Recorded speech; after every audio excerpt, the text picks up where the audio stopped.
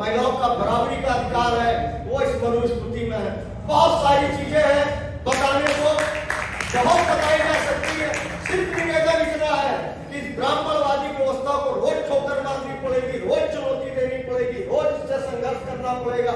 ये केवल महीने में एक बार, 10 दिन में एक बार विचार गोष्ठियां कर लो। भंते जी ने कहा कि हमको समितियों की जरूरत नहीं, संघ की जरूरत है। हमको जात में नहीं बनना है, जात की जगह हमको जमात का निर्माण करना पड़ेगा। जमात बड़ी होती है, जात छोटी होती है। जब जमात में हम बढ़ेंगे तब आगे बढ़ेंगे। अभी हमारे बड़े भाई सोनेलाल जी ने कहा कि पुतला फूका, ये राजनीतिक कार्यक्रम है, सब चला करते हैं। मुकदमा हो गया मेरे ऊपर, कोई उससे फर्क नहीं पड़ने वाला। हम लोग वकालत करते कितने मुकदमे ऐसे लड़े, लोगों को छुड़ाया और घर भेज दिया उससे।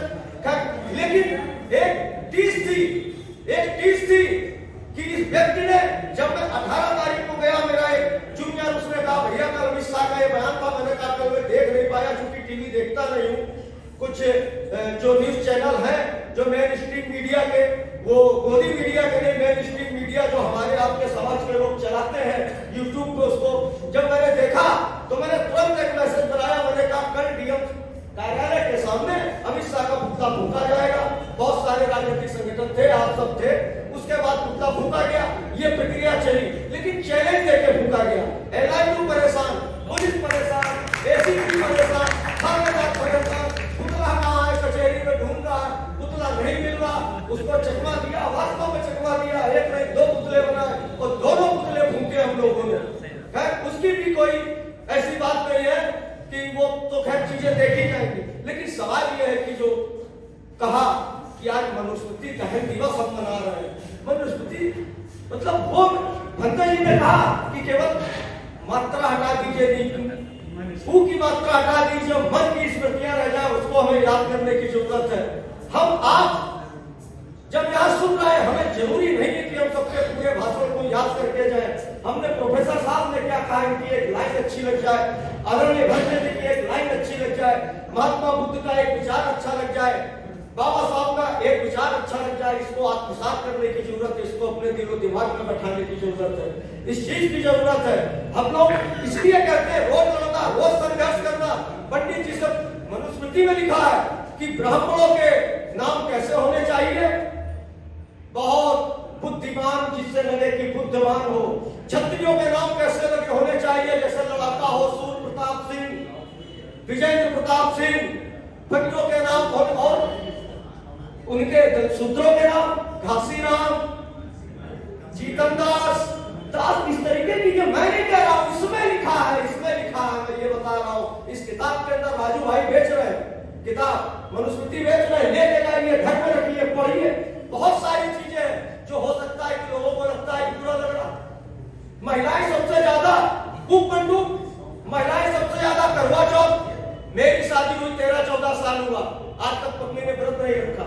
हमने कहा व्रत रखोगी तो 3 बार बोलूंगा तलाक तलाक तलाक, बोली वो मुसलमानों को होता, लेकिन व्रत नहीं रखती, उसके बाद भी मैं नहीं मरा, आज तक जिंदा हूं।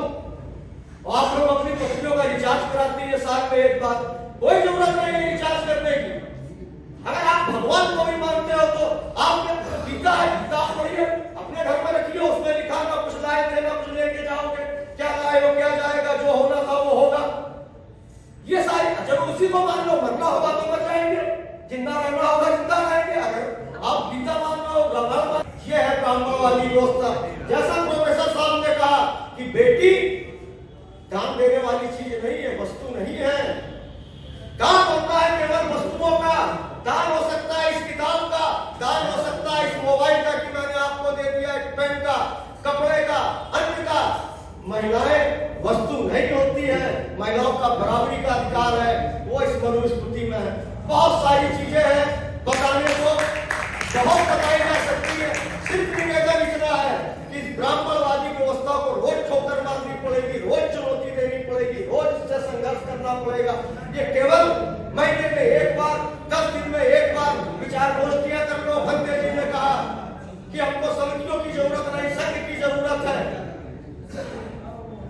हमको जात में नहीं बनना है, जात की जगह हमको जमात का निर्माण करना पड़ेगा। जमात बड़ी होती है, जात छोटी होती है। होती है, जब जमात में हम बढ़ेंगे तब आगे बढ़ेंगे। अभी हमारे बड़े भाई सोनेलाल जी ने कहा कि पुतला फूका, ये राजनीतिक कार्यक्रम है, सब चला करते हैं, मुकदमा हो गया मेरे ऊपर, कोई उससे फर्क नहीं पड़ने वाला। हम लोग वकालत करते कितने मुकदमे ऐसे लड़े, लोगों को छुड़ाया और घर भेज दिया उससे। लेकिन एक टीस थी कि इस व्यक्ति ने, जब मैं 18 तारीख को गया, मेरा एक जूनियर उसने कहा भैया कल अमित शाह का ये बयान था, मैंने कहा कल मैं देख नहीं पाया क्योंकि टीवी देखता नहीं हूँ। कुछ जो न्यूज चैनल है जो मेन स्ट्रीम मीडिया के, वो गोदी मीडिया के नहीं, मेन स्ट्रीम मीडिया जो हमारे आपके समाज के लोग चलाते हैं यूट्यूब पे, उसको जब मैंने देखा तो मैंने तुरंत एक मैसेज बनाया। मैंने कहा कल डीएम कार्यालय के सामने अमित शाह का पुतला फूका जाएगा। बहुत सारे राजनीतिक संगठन थे, आप सब थे। उसके बाद पुतला फूका गया, ये प्रक्रिया चली, लेकिन चैलेंज देके फूका गया। एलआईयू परेशान, पुलिस परेशान, एसीपी परेशान, थानेदार परेशान, पुतला कहाँ है, कचहरी में ढूंढ रहा, पुतला नहीं मिल रहा, उसको चकमा दिया, वास्तव में चकमा दिया, एक नहीं दो पुतले बनाए और दोनों पुतले फूके हम लोगों ने। खैर उसकी भी कोई ऐसी बात नहीं है कि वो तो खैर चीजें देखी जाएंगी, लेकिन सवाल यह है कि जो कहा कि आज मनुस्मृति दहन दिवस हम मना रहे हैं। मनुस्मृति मतलब वो भंता जी ने कहा कि केवल मात्रा हटा दीजिए, ऊ की मात्रा हटा दीजिए, मन की स्मृतियां रह जाए, उसको हमें याद करने की जरूरत है। हम आप जब यहाँ सुन रहे हैं, हमें जरूरी नहीं है कि हम सबके पूरे भाषण को याद करके जाए। हमने प्रोफेसर साहब ने क्या कहा, इनकी एक लाइन अच्छी लग जाए, आदरणीय भंते जी की एक लाइन अच्छी लग जाए, महात्मा बुद्ध का एक विचार अच्छा लग जाए, बाबा साहब का एक विचार अच्छा लग जाए, इसको आत्मसात करने की जरूरत है, इसको अपने दिलो दिमाग में बैठाने की जरूरत है, इस चीज की जरूरत है। हम लोग इसलिए कहते हैं रोज लड़ना, रोज संघर्ष करना। पंडित जी सब मनुस्मृति में लिखा है कि ब्राह्मणों के नाम कैसे होने चाहिए, बहुत बुद्धिमान जिससे लगे कि बुद्धिमान हो। क्षत्रियों के नाम कैसे लगे होने चाहिए, जैसे लड़ाका हो सूर्य प्रताप सिंह, विजेंद्र प्रताप सिंह। फकीरों के नाम और उनके शूद्रों के नाम घासीराम, जीतन दास, इस तरीके की, जो मैं नहीं कह रहा हूं, इसमें लिखा है, मैं ये बता रहा हूं। इस किताब के अंदर राजू भाई बेच रहे हैं, किताब मनुस्मृति बेच रहे हैं, लेके जाइए, घर में रखिए, पढ़िए। बहुत सारी चीजें जो हो सकता है कि लोगों को लगता है बुरा लग रहा। महिलाएं सबसे ज्यादा कूप मंडूक, महिलाएं सबसे ज्यादा करवा चौथ। मेरी शादी हुई 13-14 साल हुआ, आज तक पत्नी ने व्रत नहीं रखा। हमने कहा व्रत रखोगी तो 3 बार बोलूंगा तलाक तलाक तलाक, बोली वो मुसलमानों को होता, लेकिन व्रत नहीं रखती, उसके बाद भी मैं नहीं मरा, आज तक जिंदा हूं। आप लोग अपनी पत्नियों का रिचार्ज कराती है साल में एक बार, कोई जरूरत नहीं है रिचार्ज करने की। अगर आप भगवान को भी मानते हो तो आपके गीता है, गीता पढ़िए, अपने घर में रखिए, उसमें लिखा ना कुछ लाए थे ना कुछ लेके जाओगे, क्या लाए हो क्या जाएगा, जो होना था वो होगा। ये सारी जब उसी को मान लो, मरना होगा तो मर जाएंगे, जिंदा रहना होगा जिंदा रहेंगे। अगर आप गीता मानना हो, रामायण सर्वप्रथम मैं अपने महापुरुषों को सत नमन बोल प्रणाम करता हूँ। उसके बाद आए हुए हमारे जो भी कानपुर के बहुत बड़े दिग्गज समाज सेवी लोग यहाँ आए, उनको भाई और बहनों को सभी को मैं अपना प्रणाम करता हूँ, नमस्कार करता हूँ। मंच पर आके आज के कार्यक्रम के मुख्य अतिथि प्रोफेसर ब्रजेंद्र सिंह कटियार जी, भंते जी और ब्रजेंद्र यादव जी, उसके बाद आयोजक मंडल जिन्होंने बहुत मेहनत की है इस कार्यक्रम को कराने के लिए, बहुत प्रयास किया, गोविंद नारायण जी, रमन खन्ना जी, सुरेश जी और शांति यादव जी और तमाम सभी लोग हमारे टीम में, हमारे टीम के पत्रकार, यूट्यूब के चैनल चलाने वाले भाई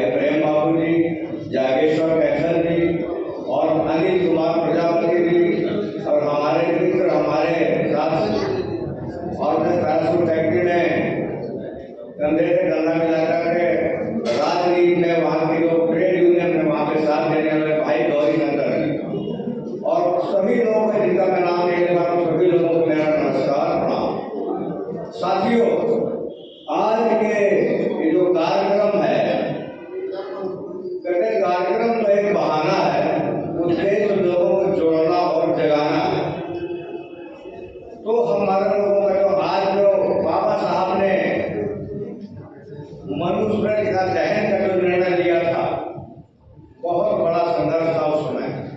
महात्मा ज्योतिबा फुले, छत्रपति साहू जी महाराज, महात्मा बुद्ध, इन लोगों ने अपना जीवन को, अपने परिवार को नहीं ध्यान दिया। उन्होंने पूरे शूद्र समाज को अपना परिवार माना। साथियों, ये शूद्र समाज हम लोगों को बनाया है बहुत चालाकी, बेईमानी, झूठ लोगों ने, नीच दिखाने के लिए, नीच करने के लिए।